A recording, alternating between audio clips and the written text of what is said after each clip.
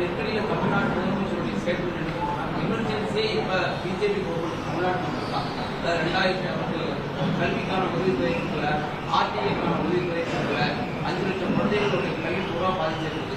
இது ஒரு வகையான எமர்ஜென்சி தானே பிஜேபி நான் சொல்றதுதான் நீ கேட்கணும் அப்படிங்கிற மாதிரி ஒரு அழுத்தம் தானே அப்படிங்கிறது தான் அவருடைய சட்டம். ஒரு கல்வியில இருக்கு இவ்வளவு பெரிய அரசியல் வரும். கல்வியில அரசியல் பண்ணணும்னு நாங்க நினைக்கலீங்க. கல்வியில ஆரம்பத்தில இருந்தே அரசியல் பண்றது திமுக தான். ஏனென்றால் தேசிய கல்விக் கொள்கை அப்படிங்கிறது ஒரு நாடு முழுமைக்குமான ஒரு கல்விக் கொள்கையாக உருவாக்கப்பட்டு லட்சக்கணக்கான நபர்களிடம் கருத்து கேட்கப்பட்டு அதற்கு பின்பாக கொண்டு வரப்பட்ட ஒன்று. தமிழக அரசு இதில் முரண்பாடான கருத்துக்களை தெரிவிக்கிறாங்க. முதல்ல இதுக்கு ஒத்துக்கிறாங்க, அதுக்கப்புறம் இல்லங்கிறாங்க. இது சம்பந்தமாக ஏற்கனவே மத்திய அமைச்சரும் பதிலளிச்சிருக்காரு. இது தொடர்பாக பாராளுமன்றத்துக்குள்ளேயும் அவர்கள் கேள்வி கேட்டதற்கு பதிலளிச்சிருக்கும். அதனால் எமர்ஜென்சி என்பது மத்திய அரசின் மீது குறை கூறுவது அல்ல. உங்களுடைய மாநிலத்தில் எப்படி நீங்கள் ஆட்சியை நடத்துகிறீர்கள், உங்களுடைய ஆட்சியினுடைய தோல்விகளுக்கு உடனே மத்திய அரசு மேல பழி போடுறதுங்கிறது திமுகவோட வாடிக்கை. சொல்லுங்க. இருங்க அவரு Tamil Nadu education better then other state அப்படி நீங்களே சொல்லிருக்கீங்க. அப்படி கூட எக்ஸிஸ்டிங்கா ஒரு சிஸ்டம் இருக்குது. இதுக்கு மாற்றினா அதை விட பெட்டர்மெண்டா தான் வரணும். ஆனா அப்படி இல்லாத ஒரு சிஸ்டத்தை கொண்டு வரீங்க அப்படின்னு சொல்லிட்டு இல்லாத சிஸ்டத்தை நாங்க எங்கேயுமே கொண்டு வரலீங்க. இதுக்கு எக்ஸிஸ்டிங்கா இருக்கக்கூடிய சிஸ்டத்தை விட பெட்டர்மெண்டா ஒன்று கொடுக்கலாம். ஆனா நீங்க எங்களுக்கு கொடுத்தது நாங்க ஏற்கனவே மேம்பட்டு இருக்கிறோம் அப்படின்னு சொல்லி சொல்றாங்க. பட் நீங்க அதை விட நீங்க கம்மியான ஒரு கொண்டு வந்து ஏற்கனவே சொல்றது சரியா இல்ல. அது டம்மியா இல்ல, இது சும்மாவா? இது எல்லாம் விஷயம். இங்க ரொம்ப சாதாரணமா ஒரே ஒரு கேள்விதான் எல்லாத்துக்கு முன்னால நான் வைக்க விரும்புறேன். இங்க இருக்கக்கூடிய எத்தனை நபர்கள் 3 மொழி என் குழந்தை படிக்க வேண்டாம், அரசாங்க பள்ளியில கொடுக்கற 2 மொழி போதும்னு நினைக்கிறாங்க? இன்றைய காலகட்டம் எப்படி இருக்கு? எப்படியாவது சிபிஎஸ்இ பள்ளியில போடணும், இல்ல மெட்ரிகுலேஷன்ல போடணும். ஒரு சாதாரணமான குடும்பத்தில் இருக்கிறவங்களுக்கு இன்று கல்வி கட்டணம் என்பது மிகப்பெரிய சுமையாக மாறிக்கொண்டிருக்கிறது. எதனால? நம்ம குழந்தை ஒரு பிரைவேட் ஸ்கூல்ல படிச்சாதான் நல்ல படிப்பு படிக்குங்கிற சூழல் தமிழகத்தில் வந்து கொண்டிருக்கிறது. வந்தாச்சு, அது வந்து கொண்டிருக்கல. ஏற்கனவே அரசாங்க பள்ளிகள் எல்லாம் மூடப்பட்டு இருக்கக்கூடிய ஒரு சூழல். அரசாங்க பள்ளிகள்ல இன்னைக்கும் கட்டடம் இல்ல. மரத்தடியில படிக்கிறத நீங்க தான் மீடியாக்காரங்க போட்டோ எடுத்து கொடுக்கறீங்க. குழந்தைங்களுக்கு சரியான கழிப்பிடம் கிடையாது. ஆசிரியர்கள் பற்றாக்குறை, ஆசிரியர்கள் போராடிட்டு இருக்காங்க.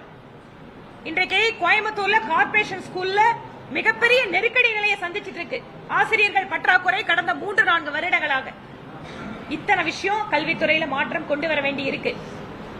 ஆனால் அரசாங்க பள்ளிக்கூடத்தில் படிக்கிற ஏழை குழந்தைங்க 2 மொழி தான் கத்துக்கணும். ஆனா பிரைவேட்ல படிக்கிற குழந்தைங்க மட்டும் 3 மொழி கத்துக்கலாம் அப்படிங்கறது அநீதியாக நாங்கள் பார்க்கிறோம். பணம் இருப்பவர்களும் இல்லாத குழந்தைகளும் எல்லாருக்கும் ஒரே மாதிரியான கல்வியை கற்றுக்கொள்வதற்கு அரசு வாய்ப்பு ஏற்படுத்தப்பட வேண்டும். அதற்காக தான் நாங்க பேசுறோம். உங்களோட கல்வி முடிஞ்சதுங்க, அடுத்தது நீங்க சொல்லுங்க.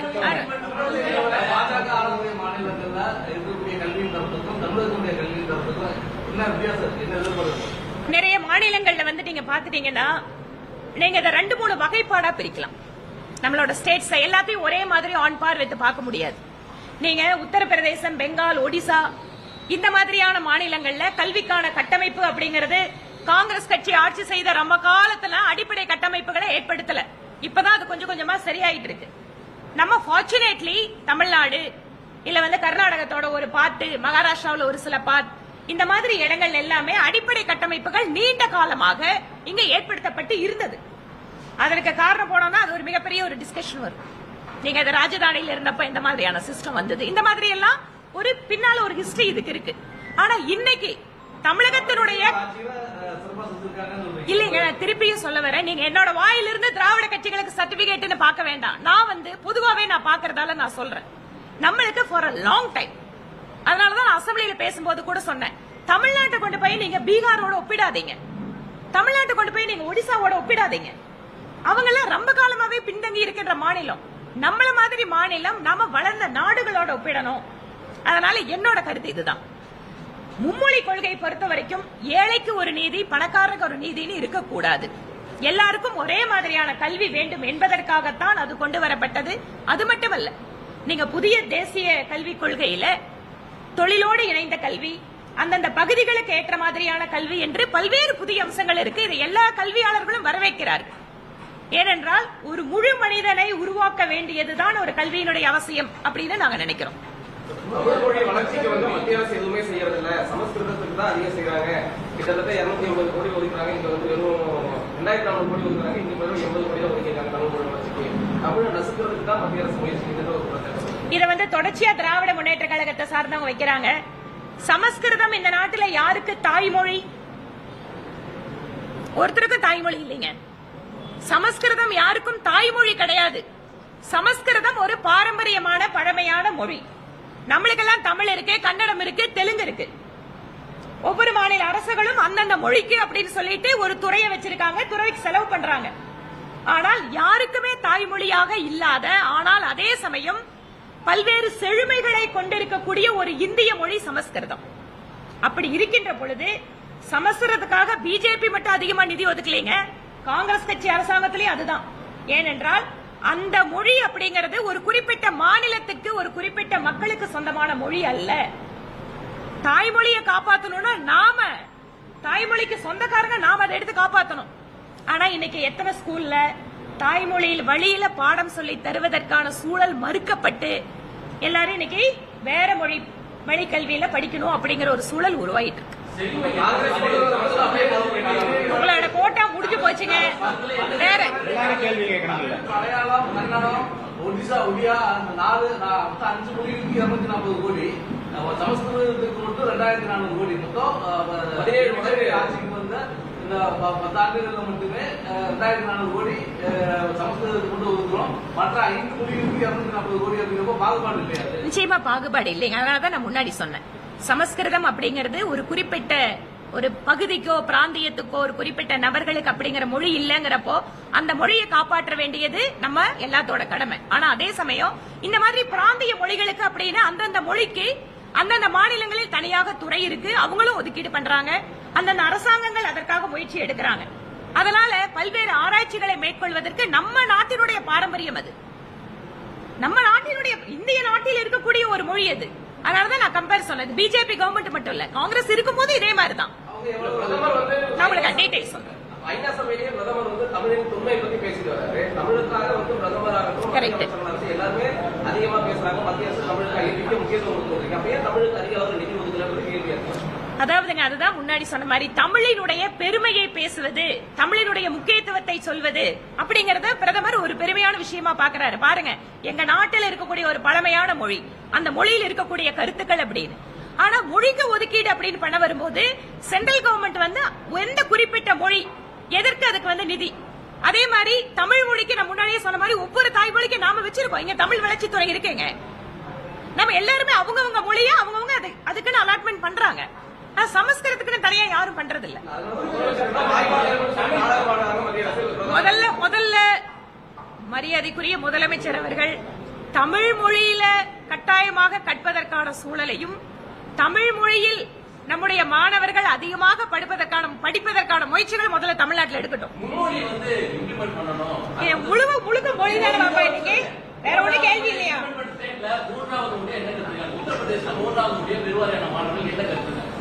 நீங்க போயிருக்கீங்க, நீங்க தேசிய தலைவி பல மூன்றாவது மொழி இம்ப்ளிமெண்ட் ஸ்டேட்ல 3வது மொழியை எதை கத்துக்கிறாங்க?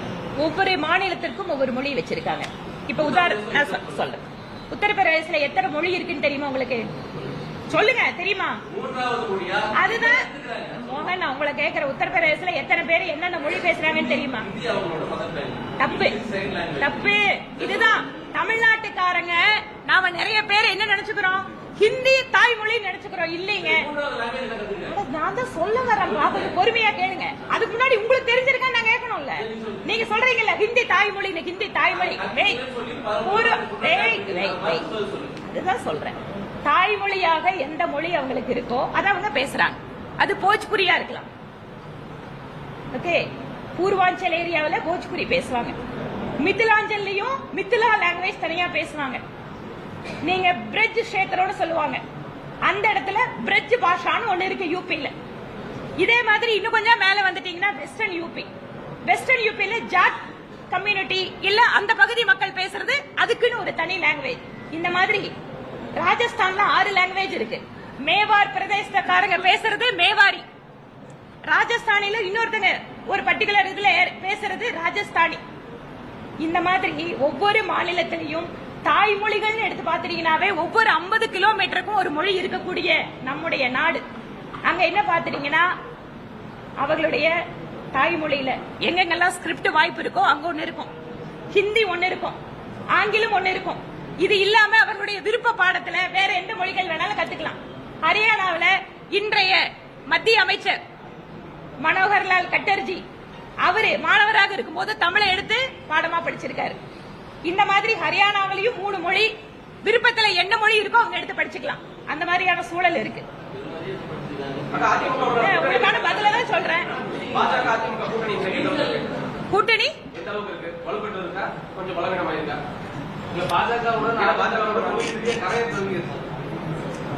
அதிமுக நான் கேக்குறேன், அதிமுக பாஜக கூட்டணி பத்தியே தான் ஒரே கேள்வியா? நாங்க கூட்டணியா அறிவிச்சாச்சு. அண்ணா திராவிட முன்னேற்ற கழகத்தோட கூட்டணி அண்ணாவை விமர்சிக்கிறீங்க, இங்க பாருங்க, ஒரு உயரிய தத்துவம் அதை வந்து யாரால அழிக்க முடியாது அப்படின்னு சொல்லி அதிமுக சொல்லிருக்கு. அதுக்கு உங்களுடைய எதிர்வினை திராவிடம் அப்படின்றது அழிக்க முடியாத தத்துவம் அப்படின்றது ஏற்றுக்கொள்கிறீங்களா? திராவிடம் அப்படிங்கிறது ஒட்டுமொத்த தென்னிந்திய மாநிலங்களை உள்ளடக்கிய நிலப்பரப்பு என்று நாங்கள் நம்புகிறோம். அதனால்தான் இங்க இருக்கக்கூடிய ஆதி சங்கராச்சாரியார் வட இந்திய நாட்டுல அவர் தன்னோட பயணம் போகும்போது கூட திராவிட சிசுன்னு தான் சொல்றாங்க. திராவிடம் என்பது தென்னிந்தியாவினுடைய நிலப்பரப்பு. இந்த புரிதல் இருந்ததுன்னு சொன்னா இன்னைக்கு இவங்க திராவிடம் பேசிட்டு கன்னடத்துக்கு எதிராவோ இல்ல பக்கத்தில் இருக்கிற மலையாளத்துக்கு எதிராவோ பிரச்சனை ஆகாது.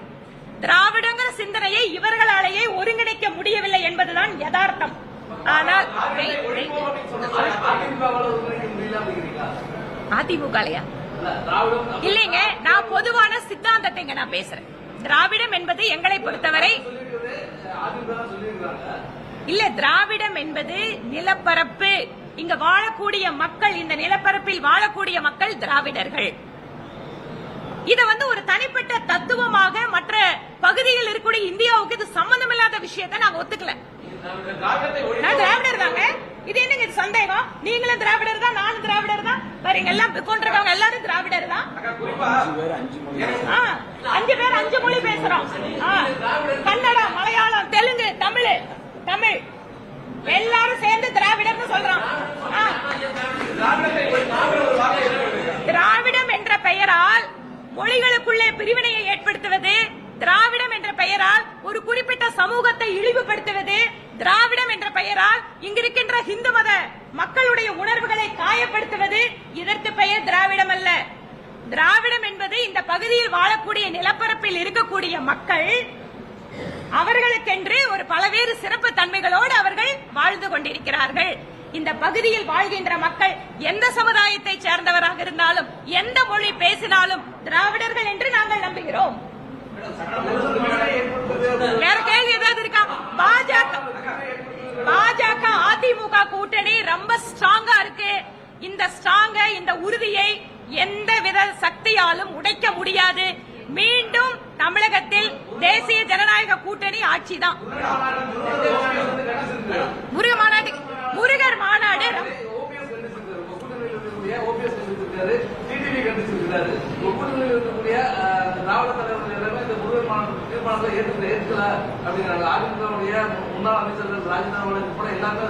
அடுத்த முறை வந்து அண்ணாவை பற்றி பேசியதற்கு அன்றைய முதலமைச்சர், அதாவது பொதுச்செயலாளர் எடப்பாடி பழனிசாமி என்ன முடிவெடுத்தார் அப்படின்றது அவங்களுக்கே தெரியும்னு சொல்றாங்க முதலமைச்சர்.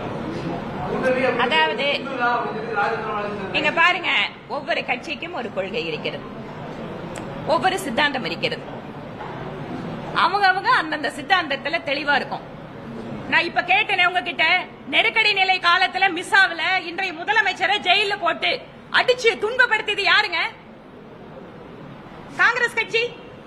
இன்னைக்கு நெருக்கடி நிலை காலகட்டத்தில் அவங்க 2 பேரும் ஒன்னா உட்கார்ந்து மேடையில் எமர்ஜென்சி பத்தி பேசுவாங்களா? இதே விடுதலை சிறுத்தைகள் கட்சி எத்தனை முரண்பாடுகளை திமுக அரசு பத்தி மேல வச்சிருக்காங்க.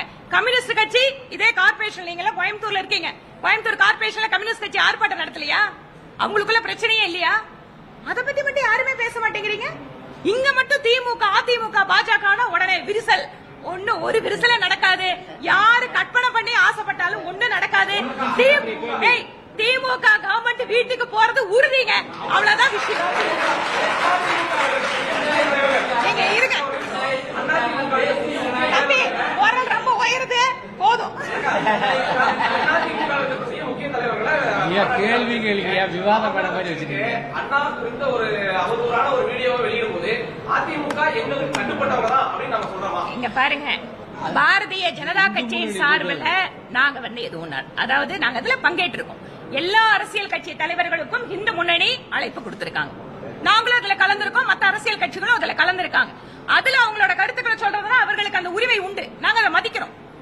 அதிமுக கருத்து சொல்றாங்க, நாங்க அதை மதிக்கிறோம். ஆனால் அதே சமயம் இந்து முன்னணியுடைய கொள்கையை சொல்வதற்கு அவர்களுக்கும் உரிமை இருக்கு.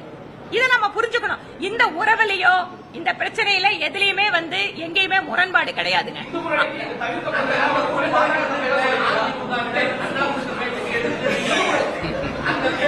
உங்கள்கிட்ட சமாதானம் ஆயிட்டு வாங்க. வேற கேள்வி கேளுங்க. இல்ல, நான் கேக்குறேன், நெருக்கடி நிலை காலகட்டம் தொடர்பாக ஏதாவது கேள்வி இருந்தா கேளுங்க.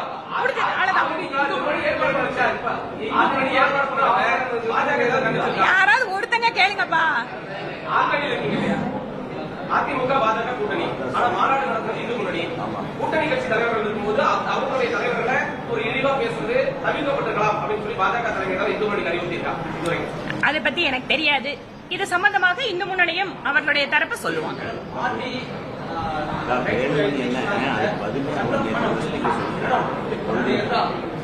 முக்கியமான கேள்வி கேட்க விடுங்க.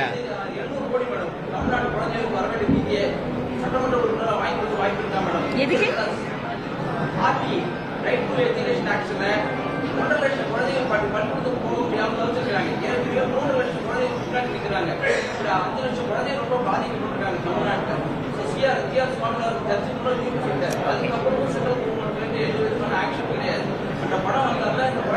படிக்க வைக்க நிச்சயமா பண்றேங்க. நான் வந்து நம்முடைய மத்திய அமைச்சர் திரு தர்மேந்திர பிரதான் அவர்களிடம் இந்த விஷயத்தை நிச்சயமா, இந்த குழந்தைகளோட படிப்பு விஷயமா நிச்சயமா நான் பேசுறேன். நன்றிங்க. ஓவர் டோஸ் வேணாப்பா தம்பி, ஓவர் டோஸ் போதும். ஓகே, நான் இப்ப பேசுறேன். சதன் ரயில்வேவோட விஷயத்துக்கு கவனத்துக்கு எடுத்துட்டு போற உடனே உங்களுக்கு எந்த செய்தியும் கிடையாது, போதும். என்னங்க சந்தேகம் உங்களுக்கு? திருப்பி இந்த கேள்வி வருது. இந்த கேள்விக்கான பதில் நான் சொல்லல, எங்களுடைய தலைவர் மத்திய உள்துறை அமைச்சர் உங்களை மாதிரி எல்லா பத்திரிகையாளர்களை கூப்பிட்டு தானே சொன்னாரு. அந்த வீடியோ இன்னைக்கு தானே இருக்கு. தேசிய ஜனநாயக கூட்டணி தமிழகத்தில் அண்ணா திராவிட முன்னேற்ற கழகம் தலைமையில இங்க வந்து அந்த கூட்டணி இருக்கும், அவர்கள் தலைமையேற்று நடத்துவார்கள். நான் சொல்லல, திரு அமித்ஷாஜி அவர்கள் சொல்லிட்டு தானே போயிருக்காரு. இதுக்கப்புறம் என்னங்க சந்தேகம் உங்களுக்கு? குழப்பம் நீங்க இதுல வச்சு வேற ஏதோ வந்து பண்ண முடியுமான்னு ட்ரை பண்ணி பாக்குறீங்க. போதைப்பொருள் கலாச்சாரம் அடுத்தபடியாக நடிகர் ஸ்ரீகாந்த் கைது செய்யப்பட்டிருக்காரு. அதே மாதிரி திரைத்துறையில பல ஆண்டு காலமாகவே வந்து இந்த போதைப்பொருள் இந்த போதை கல்ச்சர் அப்படிங்கிறது தமிழகத்தை சீரழித்துக் கொண்டிருக்கக்கூடிய சூழல் இருக்கு. இன்றைக்கு இளைய சமுதாயம் மிகப்பெரிய அச்சுறுத்தலாக நாங்கள் பார்ப்பது போதை பழக்கம். தங்குதடை இல்லாமல் கிடைக்கின்ற போதை பழக்கம் இன்றைக்கு நம்முடைய இளைஞர்களுடைய கனவு, லட்சியம், அவர்களுடைய உடல், மனம், அத்தனை விஷயத்தையும் அழித்துக் கொண்டிருக்கிறது. எல்லாத்துக்கும் இதை பத்தின ஒரு கவலை இருக்கு. அரசாங்கமும் அப்பப்ப விழிப்புணர்வு பிரச்சாரம் பண்றாங்க. ஆனால் இதை தாண்டி இதற்கென்று தனியாக அமைப்புகள் காவல்துறையில் இருந்தாலும் கூட அவர்கள் மற்ற மாநிலத்தில் இருக்கின்ற மத்திய அரசாங்கத்தோடு இருக்கின்ற போதைப் பொருள் தொடர்பான அமைப்புகளோடு நெருக்கமான உறவை வைத்துக் கொண்டு அந்த தகவல்களை எல்லாம் பகிர்ந்து கொண்டு இந்த போதைப் பொருள் நடமாட்டத்தை அவர்கள் முற்றிலுமாக ஒழிக்க வேண்டும் என்பது எங்கள் கட்சியினுடைய கோரிக்கை. அதை நாங்க எப்பவும் வலியுறுத்திட்டு தான் இருக்கோம்.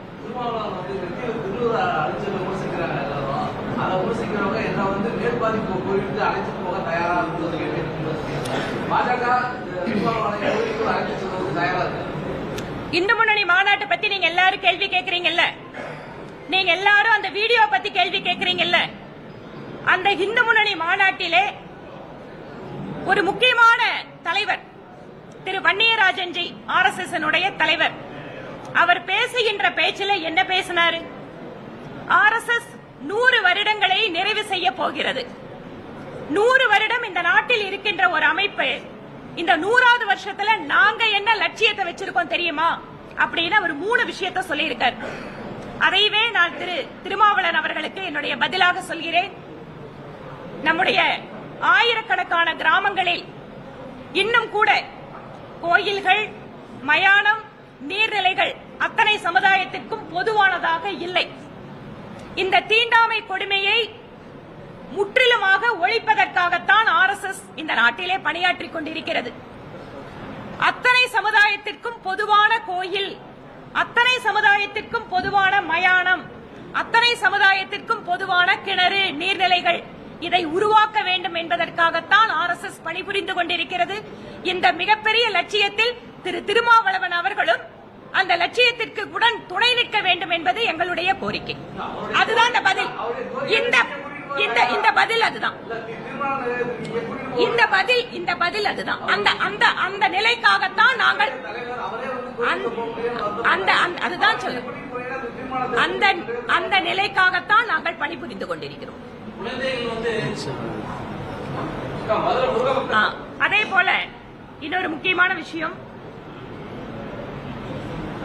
முன்னாள் மத்திய அமைச்சர், நீலகிரி பாராளுமன்ற உறுப்பினர், தொகுதியினுடைய உறுப்பினர் திரு ராசா அவர்கள் எப்போதுமே தன்னுடைய தரக்குறைவான பேச்சின் மூலமாக கவனத்தை ஈர்ப்பவர். மத்திய உள்துறை அமைச்சரை மிக தரக்குறைவாக விமர்சித்திருக்கிறார். இதை நாங்கள் கடுமையாக, வன்மையாக கண்டிக்கிறோம். இம்மாதிரியான பேச்சுக்களை அவர் தவிர்க்க வேண்டும். அரசியல் ரீதியாக, ஆட்சி ரீதியாக எந்த விதமான விமர்சனத்தையும் நீங்கள் முன்வையுங்கள். ஆனால் தனி நபர் தரக்குறைவான விமர்சனம் என்பது தொடர்ச்சியாக இருந்தால் கட்சியினுடைய தலைவர்கள், எங்களுடைய தொண்டர்கள் உங்களை விமர்சனம் பண்றதை அப்புறம் தடுக்க முடியாது. அதனால் இந்த மாதிரியான சூழ்நிலையை அவர் ஏற்படுத்த வேண்டாம் என்பது எங்களுடைய ஒரு பணிவான கோரிக்கை. அவர் பல்வேறு சமயங்களில் இந்த மாதிரி தரக்குறைவான விமர்சனத்தை வச்சிருக்கார். திருப்பி அடுத்த கேள்விக்கு நான் பதில் சொல்லிட்டாரு. பத்திரிகையாளர் அனைவருக்கும் நன்றி. பத்திரிகையாளர்கள் எல்லாத்துக்கும் ரொம்ப நன்றி.